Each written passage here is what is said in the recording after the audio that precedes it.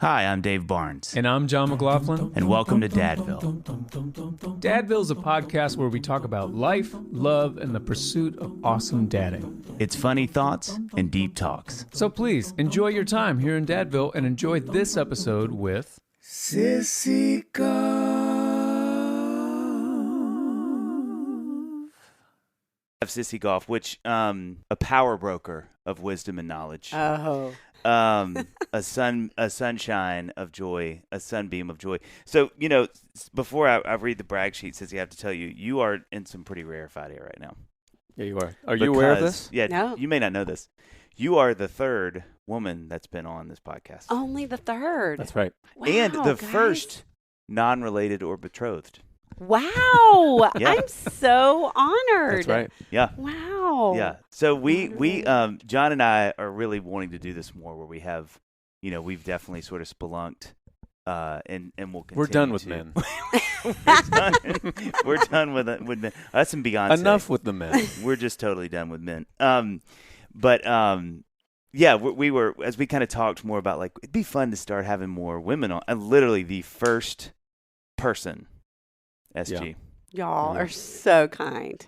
Well, And here you are. here I am. And you're like, guys, I'm going to blow your minds because I have so much to say. All right, I'm going to read your brag sheet. So this is where you get to be humbled. So just absorb the love.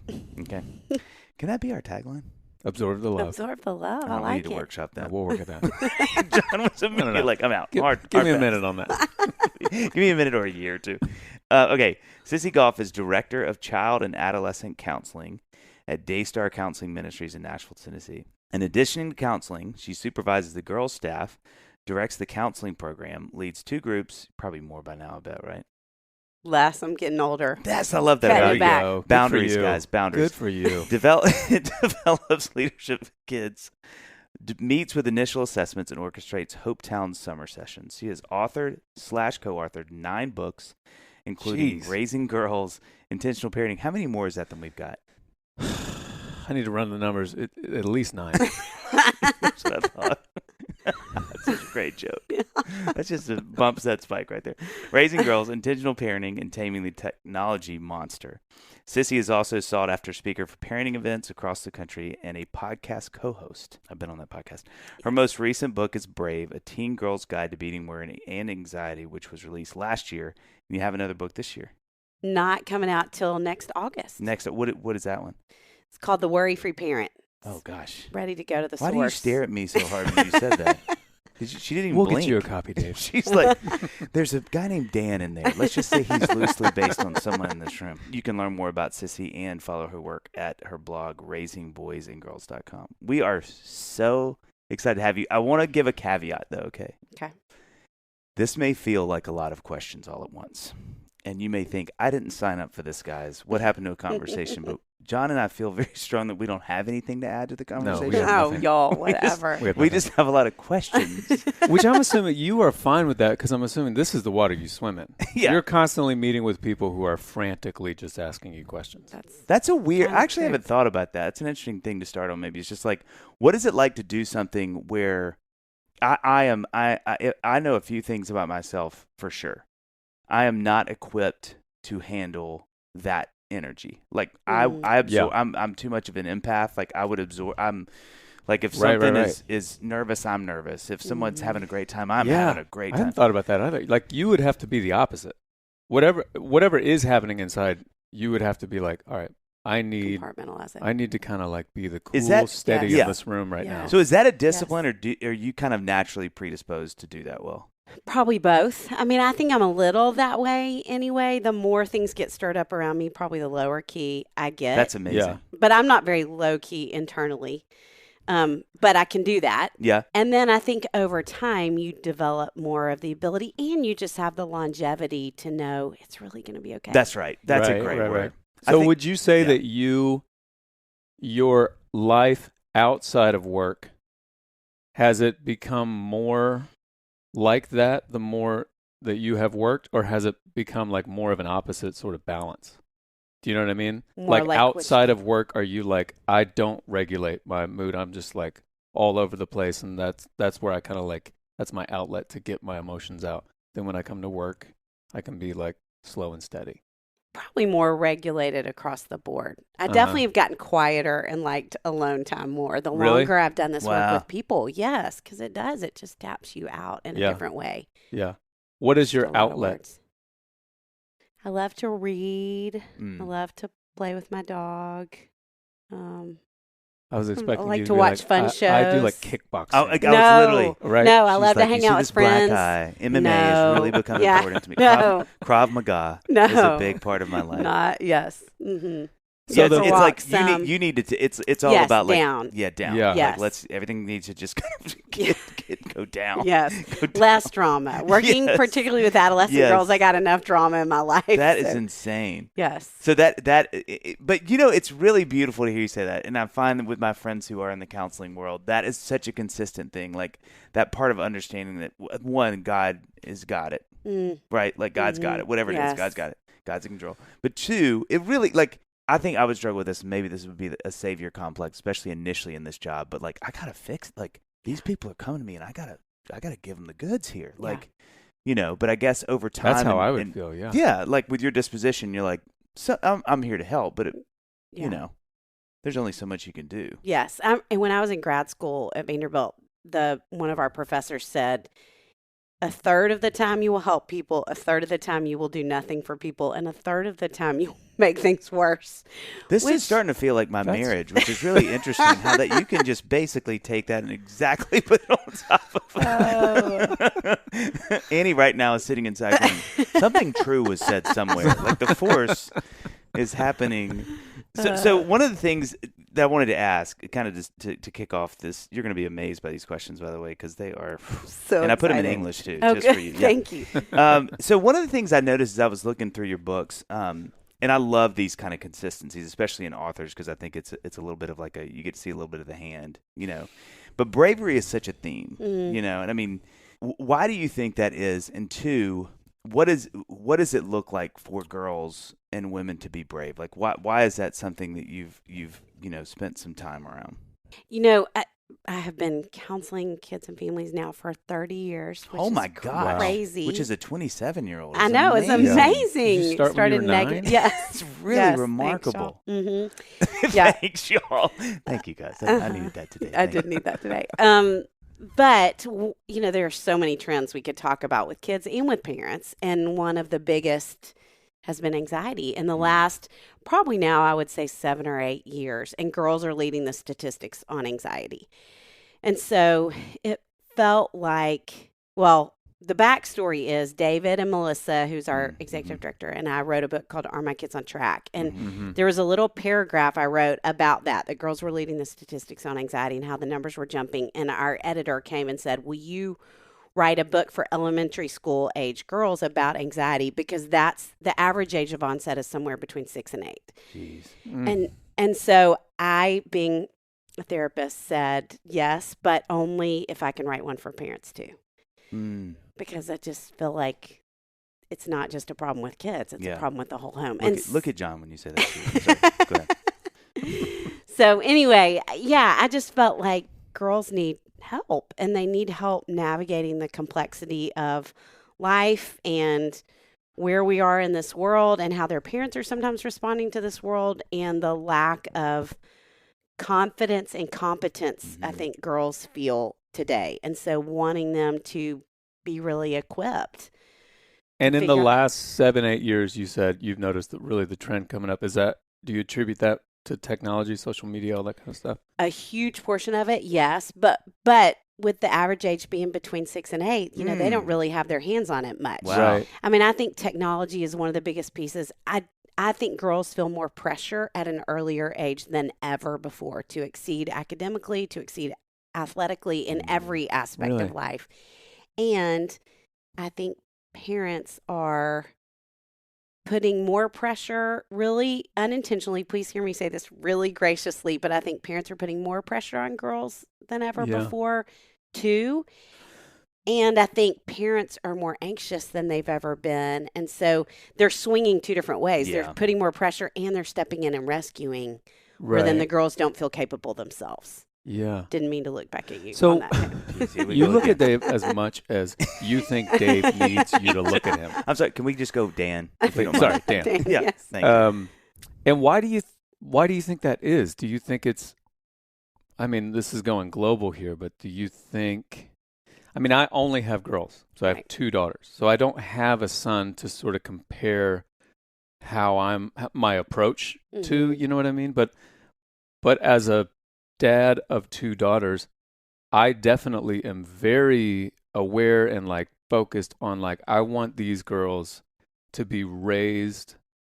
How do I say this? Like, I don't want them to have any undue limits on them because Mhm. they're girls. Yes. I don't want them to love feel that. like, well, girls don't do X. Mhm. Boys can do that, but girls, if I do that, that's weird. Especially if it's like, I can tell, no, that's something you do want to do. You want to do X. So like, you know, so would you say that girls are getting the brunt of this sort of like misguided attention because of that sort of happening? Are we responding to like the modern day, women's liberation kind of thing? Am I getting close? Well, I did have a girl say to me one time, just because girls are capable of doing everything now doesn't mean we can. Right. Wow. And that it felt Jeez. like too much pressure, which I thought was really interesting. Isn't that an interesting counterpoint? Yes. Yes. What I a thought it was very fascinating. enunciated thing to say. That it felt like more pressure. But I think, interestingly enough, girls are dealing with anxiety more, but they're taken in for help less. Because I think one of the things that happens is anxious girls really fly below the radar because Yeah. I wrote a book for girls called Braver, Stronger, Smarter, because I was wanting to outline for these kids that every girl I've ever met, and I think boys too, but every girl I've ever met, particularly who is anxious, is kind and conscientious, and they care so much and they try so hard. They're the coolest kinds of kids. And they are the ones the teachers in parent-teacher conferences say, I wish every girl or every child in my class was just like your daughter. And rather than sometimes realizing it's fueled by anxiety, we think, oh, she's just a leader and she's the model child in the class, which it's both, but what's underneath it's what's really important to look at. Yeah. That There was It's that was one of the most helpful things that David's helped Annie and I with is we were talking to him David about Thomas, that. mayor of Dadville. That's yes, right. I'm excited to figure out where I get to fit in Well, the let's political just- Well, we have hierarchy. an election coming up. Oh, so- okay. Let's just say the more you look this way, the less votes you're getting from this part of the room. No, that David was so helpful with is he was walking us through just how anxiety is actually a marker for all these really great things too. Yes. Like Right. kids that tend to trend a little more empathetic or Yes. just note like they're taking the world in a little wider than a kid like me who had zero anxiety about something. I was just so like, but life is good and easy, and it was like 2 colors. Like Yeah. Yeah. you and that was such a helpful thing to me because I was like, oh, that would make sense because they're taking in information, maybe even more information differently, and so there's more things to sort of inform how they feel about the world, which is like, oh, it can be tricky or hard or things can go wrong or whatever. And it really changed like, oh wow, like how I thought about, to your point, like it's not just a marker for like, oh god, he's got all this stuff in him or she's got all, but like, oh, this is could be really great too. Like, and it changes how you think about that kid and knowing, wow, they're taking, compared to a sibling who's just not that way. Like, it's not that they have like the little nervous bug in them. It's like there's a really cool part of that too. Yes. Which I think is so important, particularly, I mean, to talk about with boys and girls, but girls, I read a study years ago that talked about when something goes wrong in a boy's world, he blames someone else. And when something goes wrong in a girl's world, she blames herself. Jeez Louise. And so she is all of those things, taking in the world with a wider lens, and all the things she's perceiving, she's skewing against herself. And so to help her understand this is not because there's something wrong with you, but it's actually a beautiful part of who God made you. I think just that is half the work we do as therapists. Girls. And as parents, I would hope too. And that as we're parents. kind of speaking into that space. Yes. When you think of being, you have 2 dads in here who both of us have girls, kind of going from that, trampolining into this thought too, because it's kind of a direct thought. What do you think? Like, what's the charge you would give dads of daughters? Like, I'm sure there's probably you're like, read the books, Dave. No. I'm gonna leave now. But you know what I mean? Like, what would be a couple of sort of the big highlights of what you feel when you think about? Because I'm thinking, as you said, like watching Xana, my daughter, in those moments where I can tell she's getting worked up, speaking like, hey, like you got this, and it's okay, or tell me what What are those things that you feel like we could be watching as dads, especially? To answer that and to go back to your question of what's happening, one of the things that I think happens in family units that's probably always happened is that moms are harder on girls. Yeah. And I think don't mean to be, but it's that same, moms are still skewing things against themselves, and girls, typically the oldest, feel like an extension of themselves, and so they can end up not meaning to, but being more critical. And I think as dads, you have such an important role in that process. I've had so many kids over the years who've come in and said things like, well, my mom's really strict, and my dad and I think, which that already makes me think, ooh, you're investing in some therapy for them later on. Like you're like, my job is secure. Right. That is old school Freud triangulation, too much power for that kid. But to be able to pull your wife aside and say, hey, I think really there's something going on here that I don't even think you're intending to do, and I don't think you're aware of it, and let's talk about how we can both come together and help her feel like we're both on our team. So does that sort of format work on the opposite? Like are dads typically harder on the boys? Yes. And it's okay, so it falls the same, just along the gender lines. Exactly. Typically. Yes. That is fascinating. Or it's the child who's most like you, and that may be an opposite. Oh, right. Yeah. So, but then separately, I read a book. I don't know if y'all have ever read anything by Kelly Corrigan. She's awesome. But she has this book called The Middle Place, and she describes her dad. We were just talking about that, yeah. Y'all were that book? Mm-hmm. Oh, wow. Maybe you were talking about what I'm about to say. Yep. She has this phenomenal relationship she had with her dad. He's now passed away. But she says, and I'm not going to get the quote exactly right, but she says something like, she's describing him, and she says something like, he made me feel smart, funny, and beautiful, or something like that, which has become the job of the few men who have loved me since. Jeez. And I think I have, at times with dads, challenged them to say, if your daughter were going to say that sentence, my dad made me feel blank, blank, and blank. Jeez Louise. Thinking that's going to be the job of the men who love her after you. How would she fill in those blanks? Yeah. Good night. Can we just... I need to take a nap. Okay, so here's my question with that, though, because I think, words matter. Right. And subtle changes of phrasing matters. Yes. Right? And I don't want to get too inside it and too, analytical and all that and robotic about it. But, there's how would they say, like, I've heard that you're supposed to say, like, I'm so proud of you for working really hard on your homework. Right. As opposed to, you're my smart kid. You're so smart. Right. Right. But it's more about effort than outcome or something that becomes pressure. Right. And I don't want to, I'm not saying, like, I tell my daughters that I think they're beautiful all the time. And I say, like, and you're brave and you're all the things. And that's all good, right?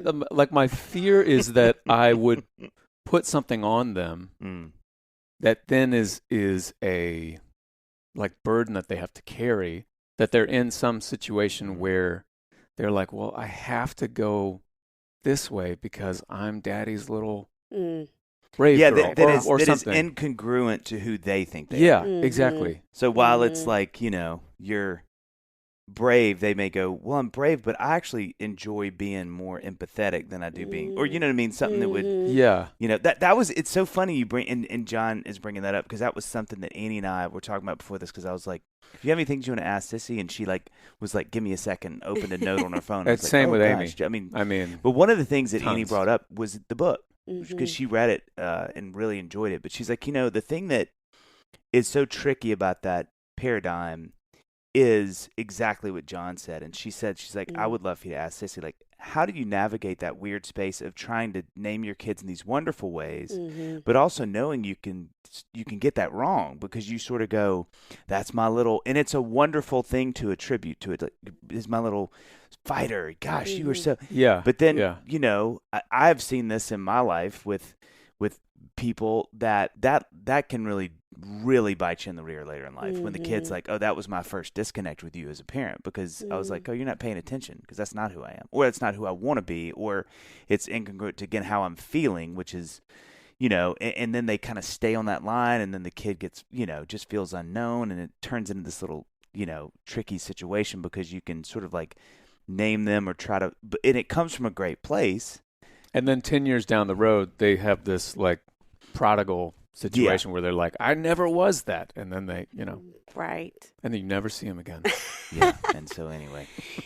You know, I mean, I love that y'all both are asking that question. And I think where I see that impacting kids in my counseling office is when kids feel like their parents are putting pressure on them to be perfect at all the things.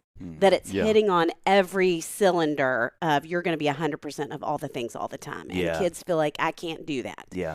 I don't think parents who are in tune, yeah, that's a good word, are connected to their kids, are going to be saying, you are the funniest kid in your class to a super introverted child who's never cracked a joke in their life. That's you right. know? Word. Yeah. And I think, honestly, I feel like that's, I'm going to say the opposite of what probably y'all would expect, but I think that's part of the problem of our culture is I think we know too much.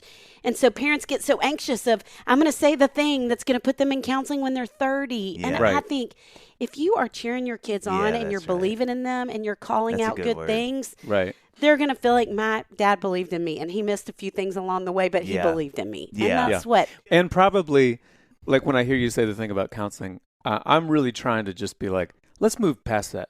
Am I going to say the thing that's going to put them in counseling? And yes. Yes. So like, already we're done with that. Yes. Yeah, that happened years ago.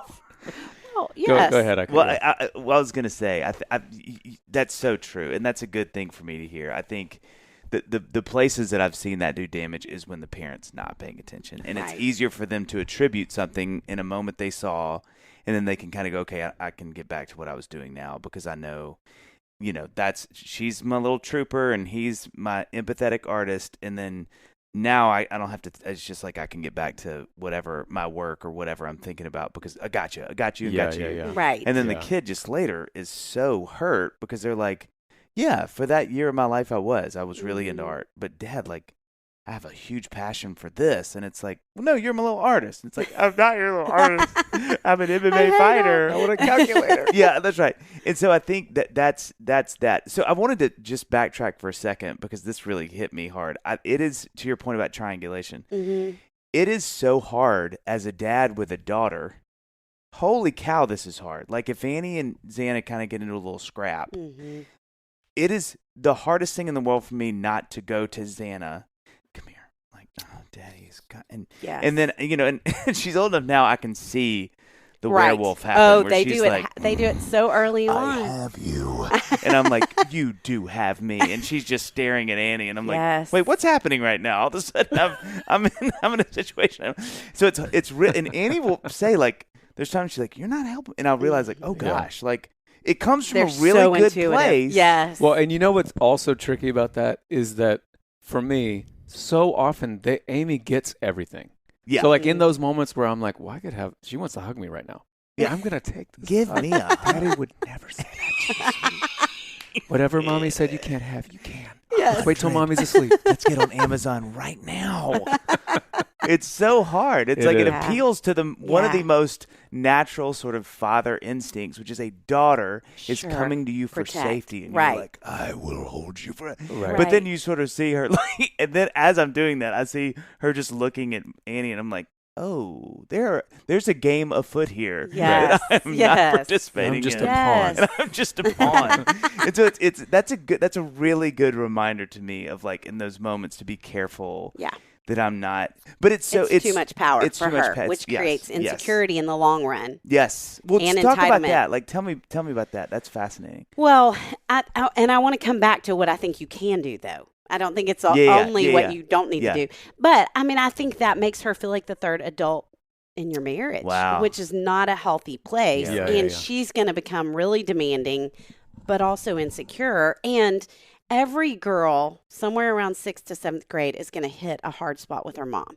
Just the individuating. I mean, she's going to push off her mom the hardest. And so if they don't have a solid relationship going into it, it's going to, I mean, I just think that has long-term consequences that we don't want for her. And so it's just so important to give her, I mean, I think you can still listen and hug her and say, I hate that you feel that way. Your mom loves you so much. Yeah. And send her little bottom right back to talk to her Not mom. well, and not what is so tempting to do, which is to go, but Daddy won't never hurt you.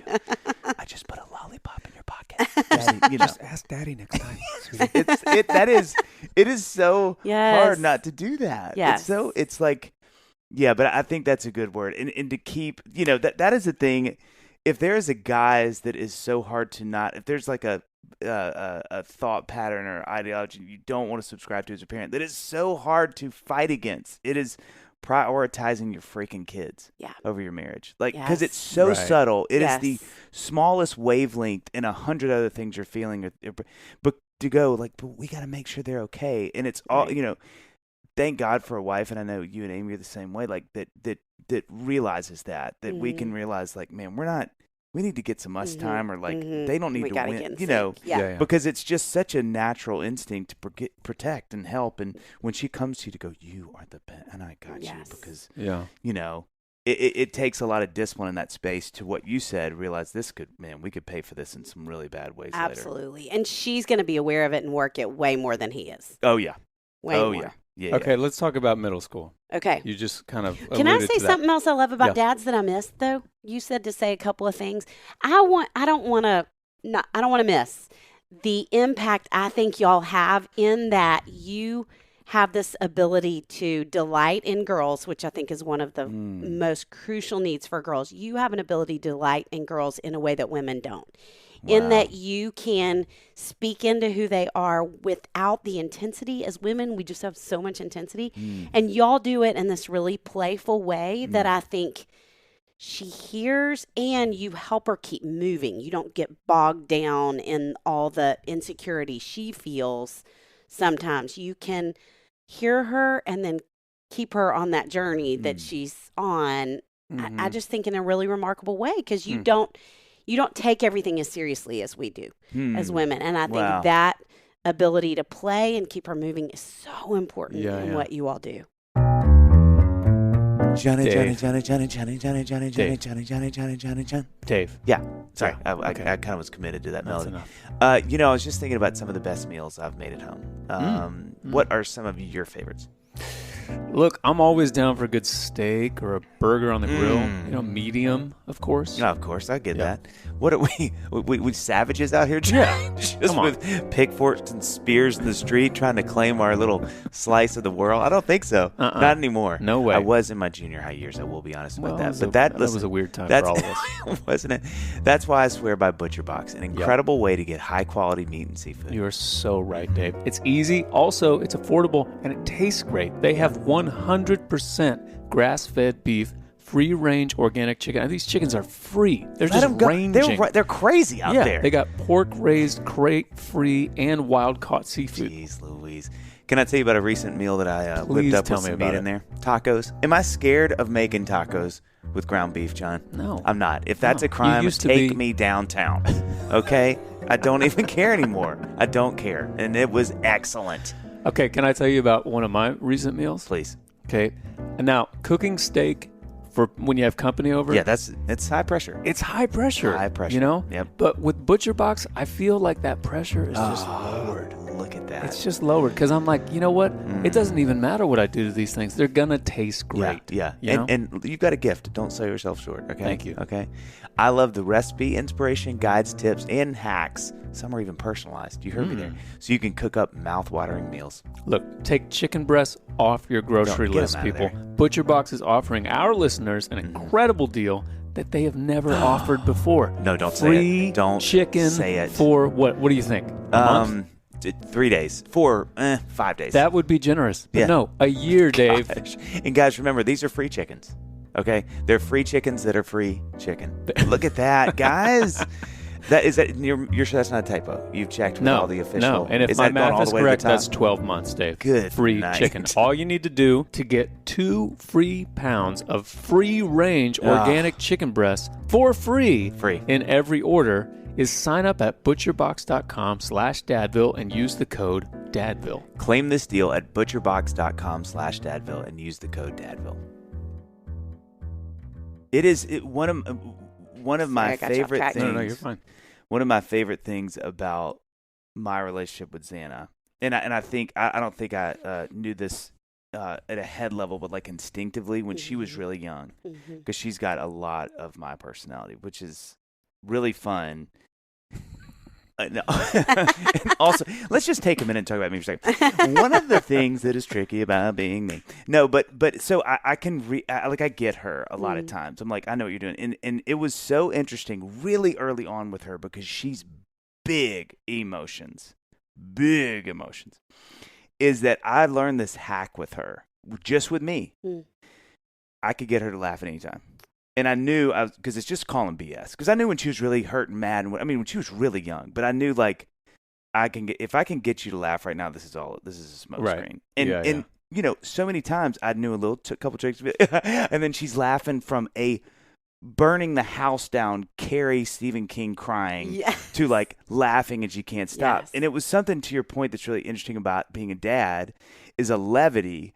That was like, oh, I do have this, and I can still do it with her, like, because I know when and I'm like, here's push here, and then she's like, and I'm like, okay, we're back. We're good. It became a thing with Amy. She's like, how do you, like, what is it? And I think it's just being a dad. Yes. You sort of have this back door that you can kind of go, okay, this is enough of all this. Yes. Which probably comes from, like, kind of a shared understanding that we're a little more ignorant. Oh, 100%. And I mean that, like, half joking, but half like I'm just not as aware of all the like intricacies developmentally that Amy is like, I remember I was 9 years old and this is, and I'm like, kind of like what you were saying in the beginning, like, well, I remember when I was 9 and I was just playing basketball. I was just doing my thing, Yeah, Double Dragon on Nintendo. How do we beat this level? Street Fighter. Yeah. Okay, so middle school. Okay. Okay, so a couple years ago, we have a friend, Mike Donahue. Okay. We all know him. Yeah. He was telling me, we were on tour, and he was telling me about some friends that they have who have a couple girls, 3 girls maybe, 4 girls, and they took each of them out during the middle school years and homeschooled them during those years. And then they would go, like in high school, they would go back in. And their reasoning was because those years this family felt like are so crucial developmentally that they were like, we just want to bring that in-house and kind of walk them through it. And then, and it worked out for them. So ever since then, our oldest, Luca, next year is going to go into middle school, which is insane. 5th grade. So it's not, middle school for me was 7th and 8th grade.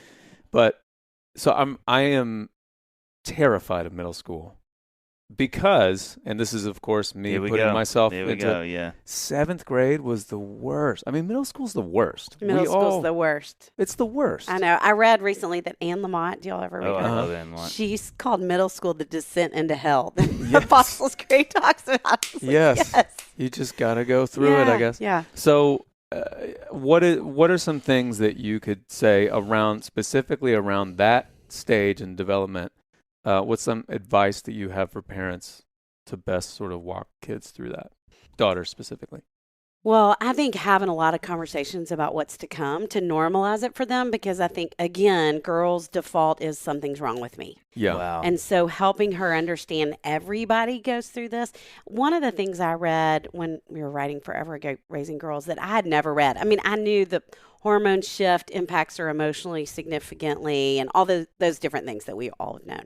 But I read about how her brain development shifts a lot in middle school, which I didn't know, that when she was in elementary school, when she was a toddler, her brain was growing super fast, learning to walk and talk and all those things. And then it has this dark period where it's still growing, but not to the same rate in elementary school. Then somewhere around 10, 11, 12, her brain growth starts moving so fast again. It's a little bit like turning on the lights in an old house where the laundry, I cannot think of words, the washing machine goes out, or the electricity short circuits basically. And so her brain short circuits in these years because it's growing so fast. And when it does, the two things it impacts the most are her memory and her confidence. Wow. Huh. And so we call them sometimes with kids hiccups in confidence because, I mean, literally, you would go and pick up your daughter from school. I mean, I hear this story all the time. And she would walk out of the building, hug 6 friends on the way out of the building, get into the car, you pull out of the drive, and she starts crying and says, I have no friends. And you're like, wait, did you just see what Right. But that's such a normal, it comes out of nowhere, and she just feels terrible about herself. And so instead of just talking about the changes that are going to take place in her body, to talk about that's going to happen too, so that when she hits it, she doesn't think, what's wrong with me? Because she will. And I think that's an important conversation to have and to be aware of, because I think, again, I had a mom who one time said to me, middle school, I feel like I'm watching my daughter get on the roller coaster every day and just go up and down. And she said, I've realized I'm strapping myself in behind her. Oh, of course. Yeah. And I think when we can separate that out and say, yeah, this is like a middle school moment and you're going to feel this way, and not to demean it, because we certainly want to say it hurts like crazy, or of course you feel that way and you're going to be okay. That it's both things, that we can be in both those places. Okay, But a lot of I have understanding. 2 other questions. Okay, great. One, to stick with middle school, again, 7th grade was terrible for me. And a lot of it was me very stereotypically coming home from school, going straight up to my room, and I'm just in my room. Yeah. Like that was kind of the only time, I don't know what my parents would say, but for me, my memory, that's kind of the only time that I was like that. I have a great relationship with my parents. They're the best. But during that time, I was closed off, for whatever reason. And so I wonder, like, when our girls are starting to pull away like that, like, are there any sort of, universal sort of practices to sort of guide us through that, in terms of like, how much do we push? How much do we go up and knock on the door and they say go away, and do we knock again? Like, what's the rule there? They do need time. Uh-huh. I read a study one time, and I don't remember any of the specifics of it, but it was basically about how all these great thinkers of our time, one of the things they have in common is that they had time and space to themselves. Wow. Yeah. And so I think she definitely needs an hour at least a day that she just gets to be in her room and process, because there's so much happening internally during the school day that girls want to please so much that she's thinking externally and not able to process the internal. And so she needs that time to do that.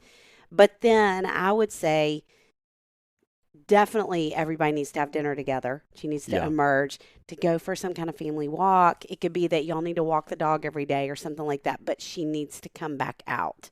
Yeah. I like emerge. Emerge from her room, yes. From the adolescent cave. Yes. So that's not a specific practice other than to say it's not helpful for her just to go and stay in there. And I think especially in this season of depression rates with kids, I mean, all the things going on like that, I think they need to come out.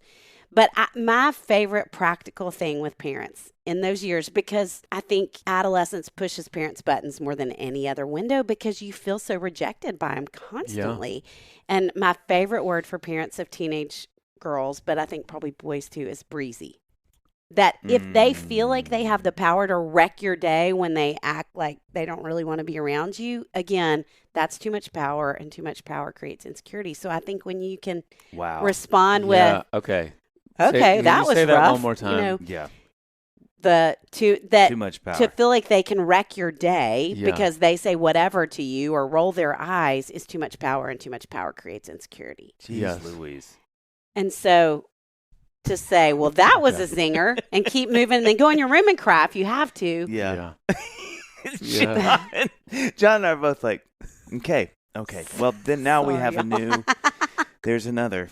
That is great. I mean, that honestly, like the balance of all that's some good practical advice that I will be putting into place soon.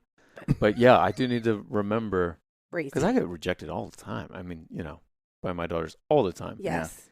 And sometimes I do think, and this sort of gets into my next question. Dave, you got to cut me off at some You're doing point. great. Because I'm thinking, I am hurt right now. Like, you are Right. being so mean to me right Yes. now. And I think there's part of me, I want to let her know that how hurt I am. A, because I'm hurt. Right. And I want to pout. Mhm. And B, I'm like, well, do I need to? She needs to know, like, well, when you do this, you're going to hurt somebody, Right. you know? But I do need to keep in mind, well, I'm not her friend right now. I'm her parent. And she needs, if she feels like she has that much power, that will breed insecurity. Yes. That's so good. And there's something, I think, with girls where they need to feel like their parents are stronger emotionally than Yes. they are. Yeah. And when she Yeah, feels like that's a she great can word. hurt you a lot, I think she feels stronger, which then ends up making her resent you in a way that I don't think you would ever. Yes, that's a It's great Right. way to put it. funny Yeah. thing that happens for girls Isn't with their that parents. so, I mean, that is so fascinating, isn't Mhm. it? Because you Mhm. just, some part of you doesn't believe that sort of down, you're kind of Yeah. like, oh, well, they need to Well, know, it's like, a little Right, and they do counterintuitive know sometimes. need Yeah, to know yeah, yeah, some. yeah. That's where I think you can say "ow" or "wow, Right. that was a zinger," or "okay, that hurt. We're going to step away from this conversation." But any of those comments, you still seem stronger. Yeah. And again, I'm saying that, and that doesn't mean you don't go cry to Amy or go Right. just go in your room and scream for 5 minutes. I mean, Yeah. any of those things. But I Yeah. think in the moment, it just doesn't help them. Yeah. the thing that is so, and it's a little countercultural right now. It's actually hugely countercultural. It's like, yeah, welcome to my counseling practice. but as I'm thinking about this, but there is a hierarchy that has to happen in a family. Yes. The parents have to be above the children. Yes. Right? The congruency of the parents has to be priority to the congruency with the kids. Like, yes. you and your spouse have to be priority to each other, Yeah. because all of it creates a system that the child feels appropriated to. Yes. Like, I should be here. I shouldn't be able to say something that makes you as mad as you are at me right now in our life. Now, Yes. later, that's a different story when we're grown-ups and Right. Right. you enter into a of friend course. relationship with your child. Yes. But it is something. I remember thinking about this first time in my 20s. I was talking to a friend of mine who's a parent, and they started walking me through this, and I was like, what a fascinating, but I can't believe how true that is. Like, once I Mhm. started to see the diagram Mhm. laid out, I was like, yeah, but there's a part of you culturally right now. It's like, Right. no, our kids need to feel, they need to have power, and what they think is ultimate, Yes. is penultimate, because we need to affirm how they feel, Right. and what they're. And we didn't feel that from our parents. No. They were That's not right. listening. That's we were right. not passing That's feelings right. charts around That's the dinner right. table. And so now I think we've been over backwards where their emotions are the highest commodity, That's right. and we are validating everything. And we still want to validate. Right, for sure. But we don't want that to be the ruling factor in That's the right. household, because That's then right. they feel stronger. And I think that's part of why kids feel more anxious today. Yes. Is there's just so much room and they have so much Well, power. and there's Yeah. power to be grabbed. Right. Where it's like, I think as a parent, when you can go, no, in a wonderful way. Right. We have the power. We love you. You can and yes. go to sleep and watch your shows and play in the Yes. yard. Don't. Yes. We'll We're taking care of you. We're the power brokers. Mhm. We've got it under control. Mhm. So something I was going to ask that Annie and I also talked about, dealing a little bit with the middle school thing, but going a little backwards in age, is just the cattiness, like girls and cattiness. Like, we have just started experiencing this with Xana and some of the girls that, she's around, is like, she'll come home and it's the first time we're having conversations. She's like, oh yeah, she's just, whatever her version of that word is. But what is that in a girl? Like, what is that energy? Like, what's that spirit? What's that sort of like, they start to, you have little friend groups and they're really purposefully mean to one of the girls, and they're like, what is it? One, we were talking about, Annie was saying, like, one, is that normal? So when you see your daughter doing it and you're Yes. like, Yes. we are not raising a child like that. Right. But two, how do you sort of walk through that as a parent with your, especially daughters? Because, boys have their own version of that, but it's not that, what is that? Well, I think it's just, I don't think it's as much posturing for power, as it is posturing to connect. Sometimes there's some power, but sometimes it's, I'm going to do whatever I can. I heard it compared to a life raft, that there's, 12 girls in the class, but there's only room for 8. And so I'm going to do whatever I can to scramble to be in the center of the life raft, so I make sure I'm secure and have people around me, and I'll shove off whoever's on the outside of the life raft. But I think they're trying on, how do I have conflict? How do I feel like this person wants to be friends with me? I mean, they're just trying on a lot of different things. And I think we make it worse sometimes because we either jump on board and are correcting them. Whereas I do think we want to help them with role playing. Yeah. You know, if you hear her say something hurtful to somebody else, that you put a pin in it in the moment and don't embarrass her, but to revisit it later and say, okay, I'm going to be your friend and you be you. And let's go back through that. And how do you think that felt? Or I think if they're on the receiving end of some hurt, my favorite 2 words are teaching them strength and kindness at the same time. So what does it look like for you to be strong and kind in that moment? And I want to play with you, but not when you treat me that way. That it's still affirming the relationship, but I'm going to have a boundary because I think girls swing one way or the other. They're just putting this hard boundary and then they're isolating themselves from other kids, or they're letting everybody run all over them. But yes, I think it's really normal. And I think we've got to be careful not to jump on board and call everything bullying. Yeah. Because some of it is they're just working figuring it Yeah. out. Yes, absolutely. That is fascinating. Okay, so one of the things that I really wanted to pick your brain about, and this was one of the biggies for me. It's kind of a twofold, so stay with me. Okay. When you think about daughters, especially, and then you think about sisters, right? Like something Annie and I always notice. It is one of the most fascinating things to me.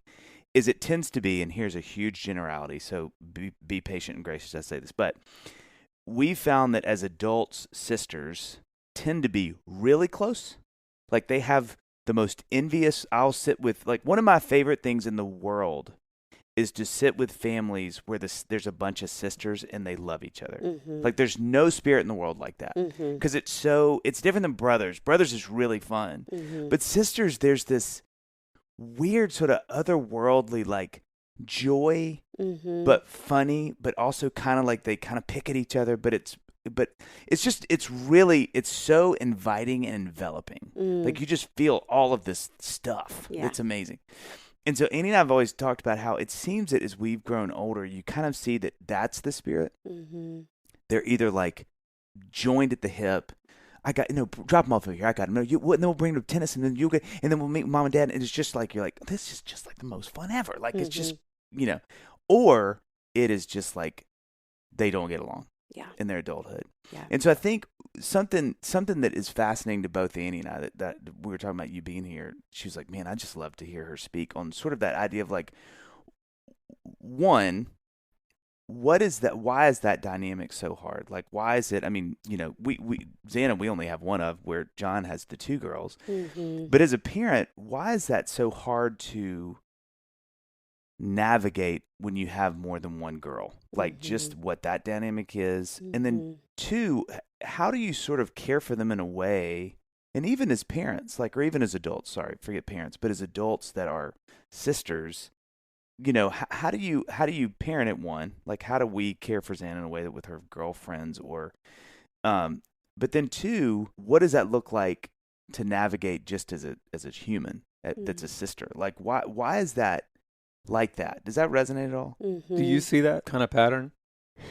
Yes. I mean, I don't. Yes, I feel like when I sit with parents in my office, they either say, well, my sister's my best friend, or we don't really have a relationship. Yeah. Yes, I think that I definitely see that. That's interesting. Yeah. But I think some of that comes from that girls compare themselves so much. And so I think girls are very tuned in to parents. And if it feels like you're slanting towards one and away from the other, I think that can, and I think girls hold on to resentment. Women, we hold on to resentment longer sometimes. And so that can become a script that they hang on to for a long time. And I think one of the best things we can do with girls is help them really get in different spaces. Wow. Like develop different interests. And so that it's not they're both the artists in the family, or they're both the gymnasts, or they're both the soccer players, but that one of them finds something that they're passionate and feel some degree of confidence in, and the other one does something entirely different. Which is so hard. It's hard. Yeah. It's hard. Because you see somebody take to something, or they have something that works. Or you're going to the soccer field, and so they're just kind of coming along for the ride. But I think being really intentional about that. And when I see a lot of families with sisters, and I feel like there is a lot of love-hate for a long time. And so to know that's going to be normal, and the time I see it shift the most is when the first one turns 16. So what do you mean by love-hate? Like they adore each other, play together, have a blast, then, or they're just I got you. at Okay, each other's. okay. And girls just can be mean like nobody else. So Yeah, and they're so intuitive, they figure out how to really push each other's they can. buttons. Right, Yes.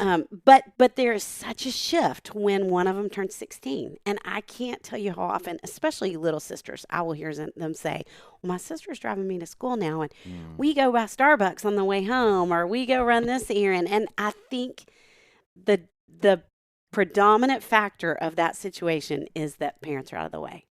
Jeez. And all of a sudden, they're doing something independent together that creates this Interesting. team. Like if the law was 17 to get your driver's license, it would be 17. I think it would probably when shift more then. So That's I think interesting. even with girls to come up with things you can do, like send them on a trip to go visit an aunt and uncle that you're not going with them, Yeah. or have them go on a mission trip without you with other family, or, different projects we can send them to do that we're not involved in. I think that shared purpose helps create more connection for them.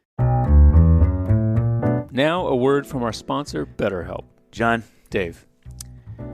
I am stuck. Okay. I've hit a wall. Michael Jackson was off of that wall, but I have decided to smash into it. And I've told you I'm working on my new album. Yep. And some of the most frustrating moments of working on new albums is when you get stuck on an idea and it feels really frustrating because you can't finish the idea. And my friend, that is where I am right now. I hear you, man. That happens to us songwriters all the time. It's tough when your mind, it's always in problem solving mode. And it's, I can't, it's the loop. I can't get out of the loop. Yep. It's like, oh, great, now I'm never going to write another song. Nobody cares. My career's over. People are laughing when I go on runs. But that may be actually for a different reason now that I'm thinking about it. But I'm stuck in that loop. Hey, That is I'm the with loop. you. Yeah. I'm with you. And that's where BetterHelp can come in and help. To quote one of our guests here on Dadville, Miles Adcox, he said, everyone deserves therapy. And you know what? That sounds exactly like what I need. Something to reduce stress, the anxiety I'm feeling. Plus, it's convenient, accessible, affordable, and entirely online. And that's a big benefit since we have such busy lives as world-famous podcasters and thought leaders, as we are. A little pushback there. Let's just keep going. When you want to become a better problem solver, therapy can get you there. Visit betterhelp.com/Dadville today and get 10% off your first month. That's betterhelp.com/Dadville.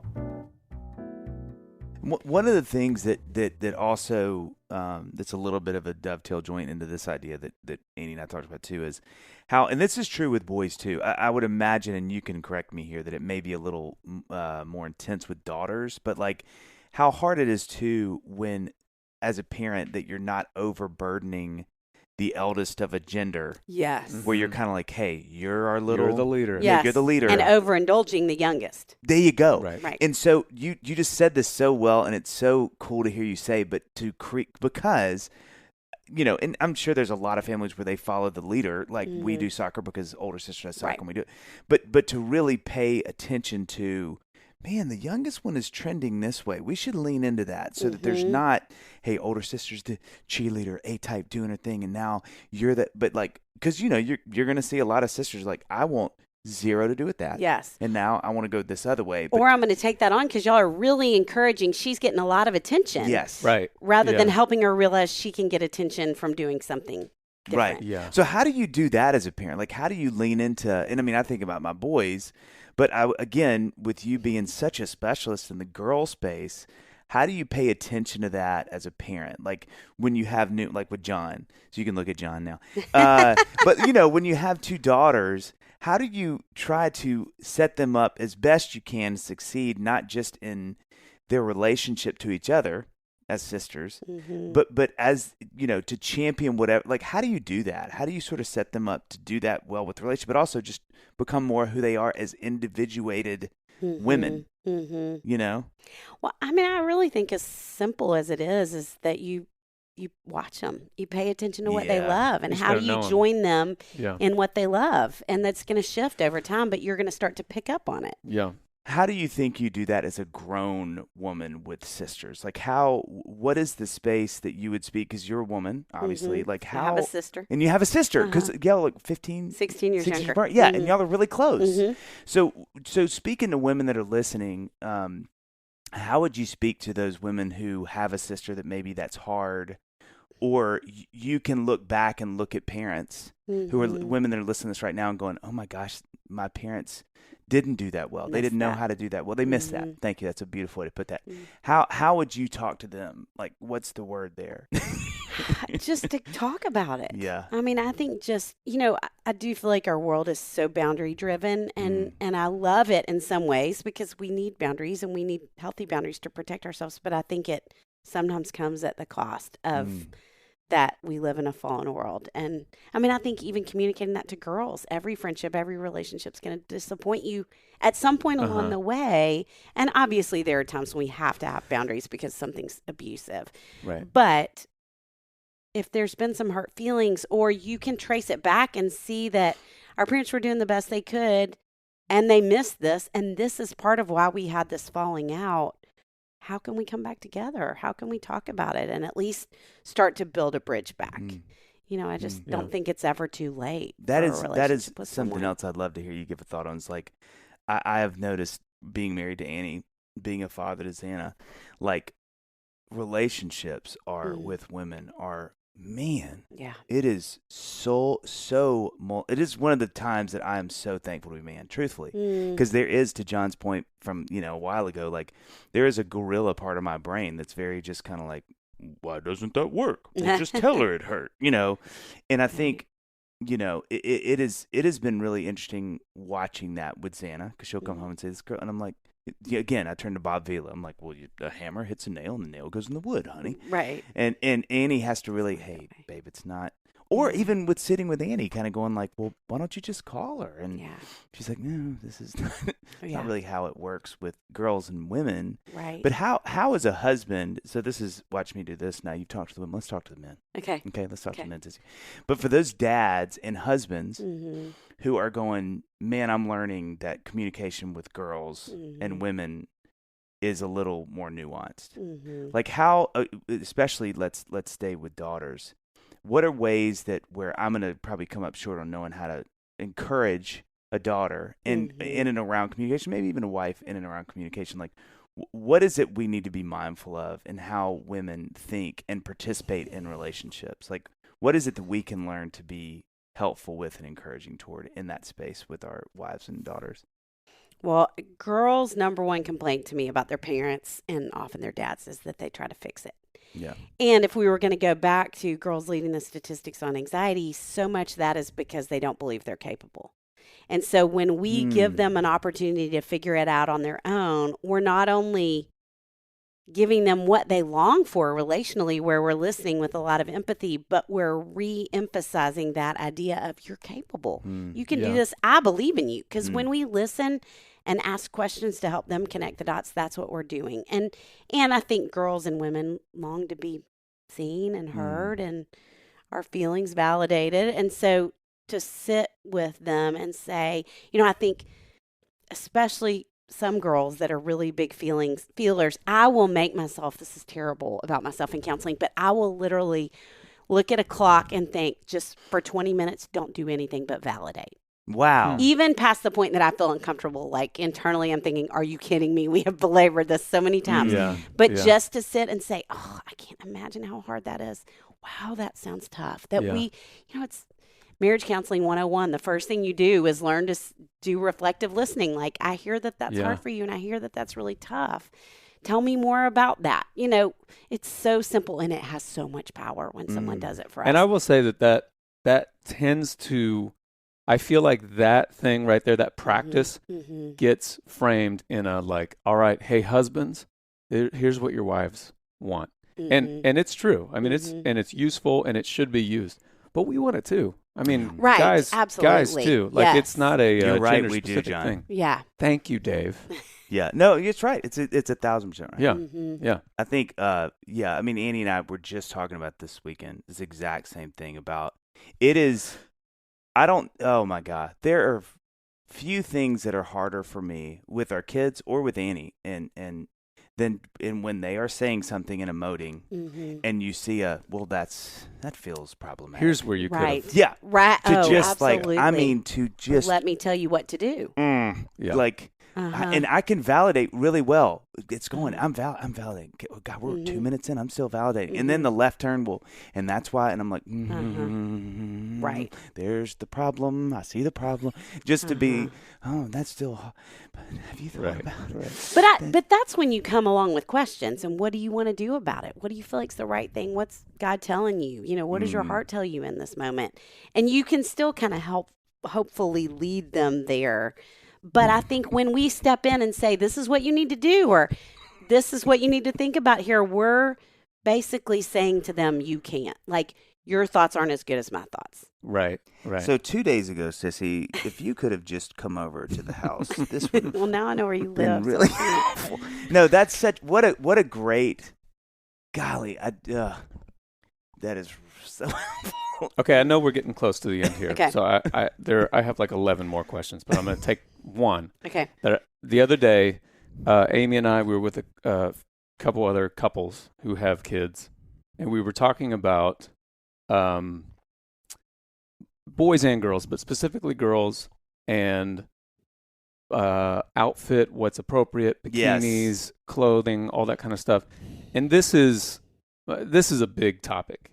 Right, so I realize this is going to be tough for us to sort of tackle in the next 2.5 hours, but what? Okay, so right now our daughters are 7 and 9, and they don't, in general, they don't have shame over their bodies, and this is true on so many topics of just innocence, and as a parent, you just want them to hang on to the innocence forever, Yes. And I don't want them to have shame over their bodies. And so when they want to wear that little bikini, like, and Amy said this morning, we were talking about this interview. She was like, I want them to wear that thing. Like, they love their little bodies. Yes. Wear that bikini. Like, what is there a time when we should have them start to cover up a little bit more? And I got to say, I feel so conflicted on this topic because when we were talking with our friends, we sort of were having people speaking on both sides. We had a friend of ours who's a mom who was saying, like, kind of taking the side of like, well, why should we, like, when we do that, we're telling them, hey, cover up, modest is hottest or whatever, but we're telling them in sort of a side way, your body's kind of shameful, you need to, or it's not appropriate or whatever.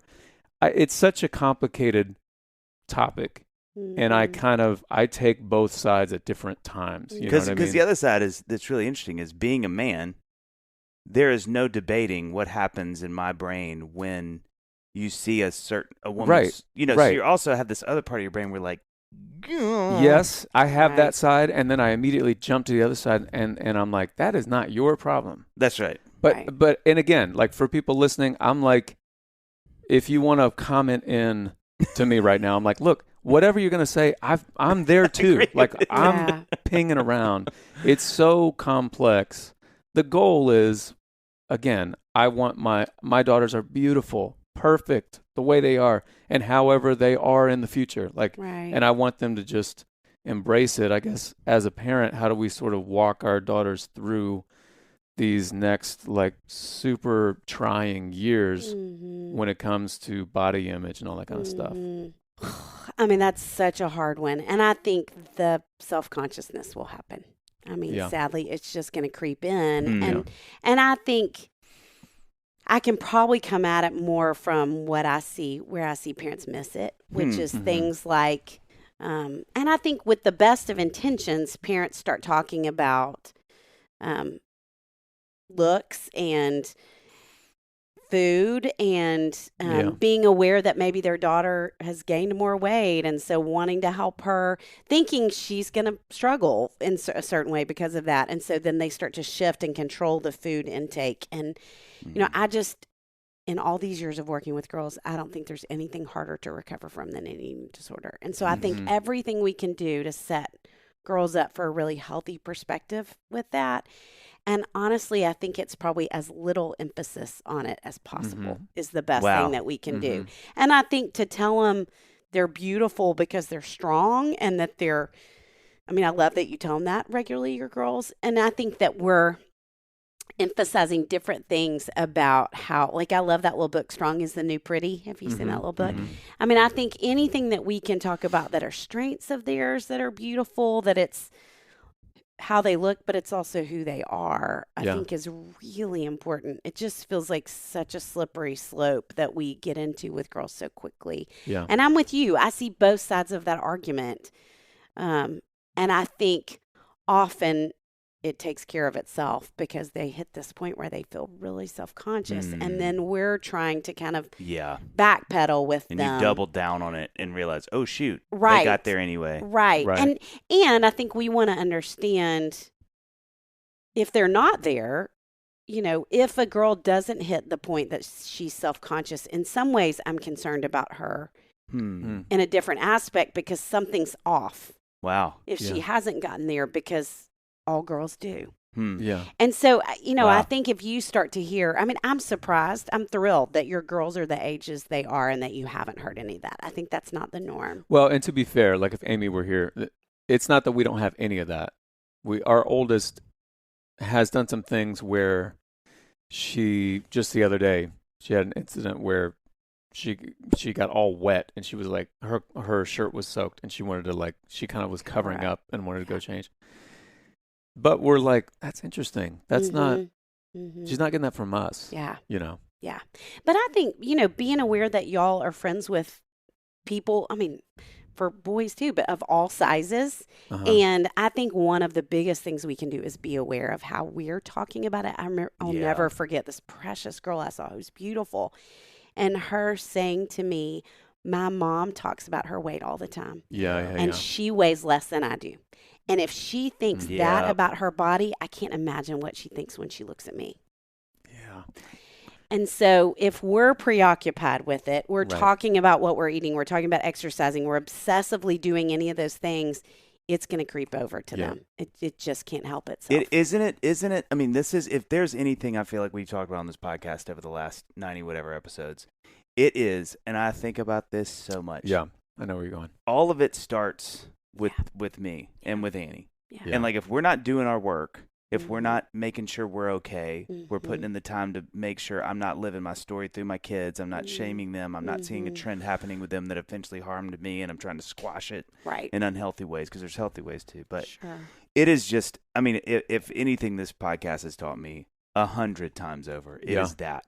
Like, exactly what you just said so well, which is like, this is even so just much, realizing that is happening. just to know. I mean, yes, like, oh God, you see your kids doing it. I mean, you just said it so well, John, with your middle school experience. It's like, you can't help but go, my kids will not, my girls will not do this. And some of that's really wonderful, right? Well, and really, if I'm really honest, I'm guessing if I go a layer deeper, what I'm really saying is, how am I going to get myself through that experience with the least amount of pain for me? For me. Yeah. That it doesn't trigger all the stuff that it's happening in me. It's like, it's not even about your kid anymore. You're just like, how am I self-soothing? I don't want to feel pain. Yes. Yeah. Gosh, I don't struggle with it, but I hear when you say, no, I mean, it is paramount. Thank y'all for saying that. I mean, that's so huge. Well, it's one of the things that we talk about with this podcast. I'm like, man, if people don't learn anything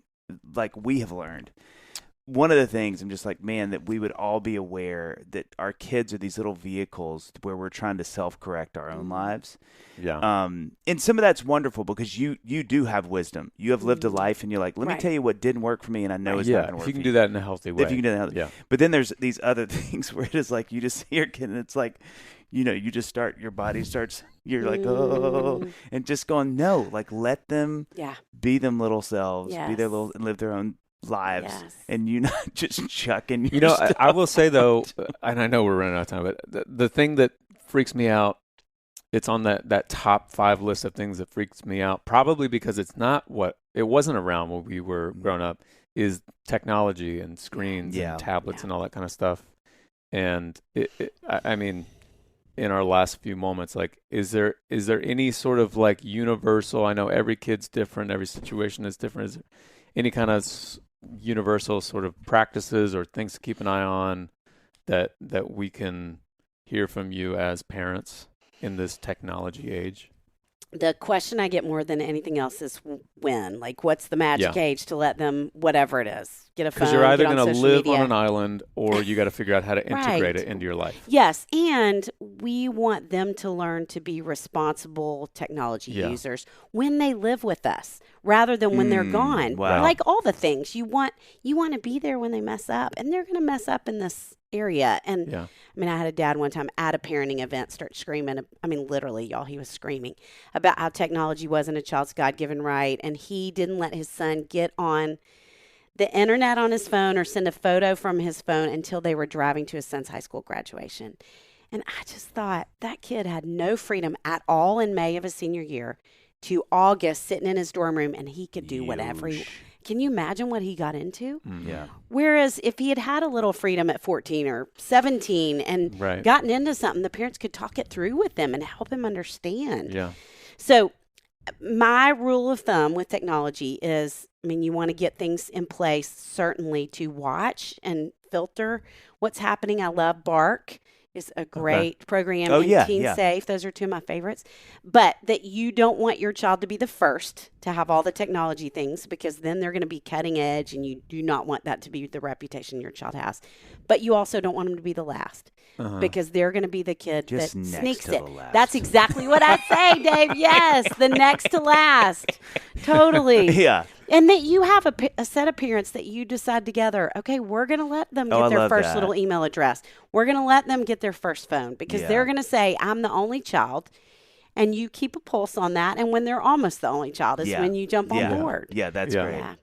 So. I mean, folks, Sissy, bring Guys, in the heat. We could y'all have, are we so could fun have you to here talk for hours. Well. Yeah. Thank you a million times again. I know that these are the podcasts, and this is kind of what I was inferring earlier, that when we think about Dadville, these are the ones that we're like, when people ask, they're like, what y'all listen to? I'm always like, David, exactly. now, I mean, it's just like, this is the hope we have, is that people can learn from wise people like you. So well, I know I haven't been on enough to be I don't know what the other, but I'm curious what my title's going to be. I'm very excited, and I'm scared about what the picture is going to be.